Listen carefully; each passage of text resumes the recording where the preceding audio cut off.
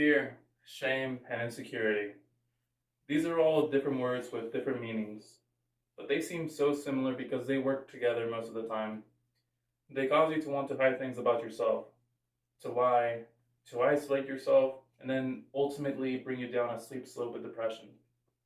What I want to share with you all is how this has affected me, how it can take away many opportunities, and what helped me get over my fear of sharing the things I was insecure of, so that I could finally start to conquer them.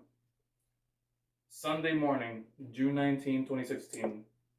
In an ideal world, I would have been at church celebrating my 18th birthday, attending a graduation party for me and my friends, and then head on a week-long trip to Louisiana with my youth group after having prepared for it for 6 months. But instead, I was in bed, ignoring calls and text messages, and isolating myself. My parents tried to convince me to go to church, knowing how much I was looking forward to this day.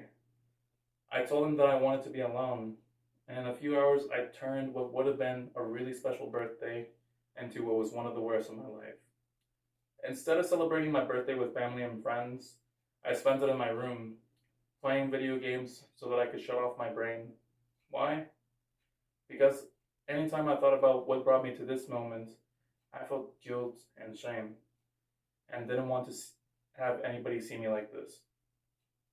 That Sunday was a culmination of two lies that I had been telling for 2 years. First, people thought I was graduating because I hid the fact that I was 3 years behind school. And second, I believed my own lie that I could catch up and graduate whenever I wanted. You see, I was in homeschool, online homeschool, and mostly self-taught because my dad worked 60 plus hours and my mom didn't know English. I struggled learning on my own, and even though my parents saw this and tried to put me in public school, I did what I could to stay in homeschool. The reason is because I like being able to do what I want and waking up whenever I felt like it. And because I was really shy and afraid of being around people because I feared being judged. And instead of addressing these issues and talking with my family about it, I turned to video games and the internet as my way of socializing and ended up playing like 10 hours a day, causing me to fall behind school even more. It took me time to reflect from that incident, but over time I learned that I shouldn't have been afraid to let people know what I was going through and should have asked for help, and that I shouldn't let my insecurities limit me. A few months after that incident, I finally decided to quit video games altogether, got a job, paid for GED classes, studied, and got my GED so that I could start going to community college. And this isn't the only time that this happened. Even in college, when I've had problems with procrastinating, I have to catch myself whenever I feel overwhelmed. And this challenge isn't unique to me either. Everyone has gone through the same thing where we don't get the help we need because we're afraid of sharing and afraid of what others might think. Especially in this time where all of our lives have changed, it's easy for college students to lose motivation. But that makes it even more important to look for support with our family, our friends, and our colleagues.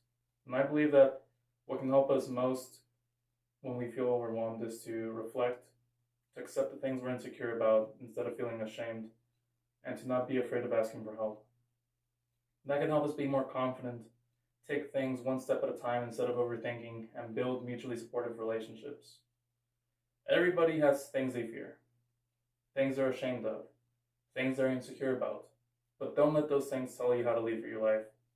Instead of comparing ourselves to others, let's appreciate the good in our lives and work towards reaching our goals one day at a time. We have our whole life to be who we want to be.